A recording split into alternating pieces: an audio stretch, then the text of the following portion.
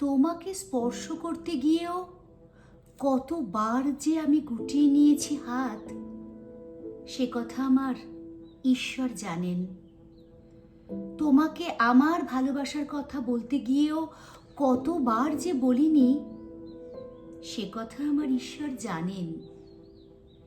তোমার হাতের মৃদু কড়া নাড়ার শব্দ শুনবার জন্য দরজার সঙ্গে চুম্বক খণ্ডের মতো নিজের কর্ণযুগলকে গেঁথে রেখেছিলাম। কোনো নির্জন মধ্যরাতে তুমি এসে ডেকে বলবে, এই যে ওঠো, আমি এসেছি, আমি। আর আমি এ কি শুনলাম, এ কি শুনলাম এমত উল্লাসে নিজেকে ছুঁড়ে দিচ্ছি তোমার উদ্দেশ্যে। ঠিক এরকম একটি দৃশ্যের কথা কতবার যে আমি মনে মনে কল্পনা করেছি, সে কথা আমার ঈশ্বর জানেন। আমার ঈশ্বর জানেন আমার চুল পেকেছে তোমার জন্য।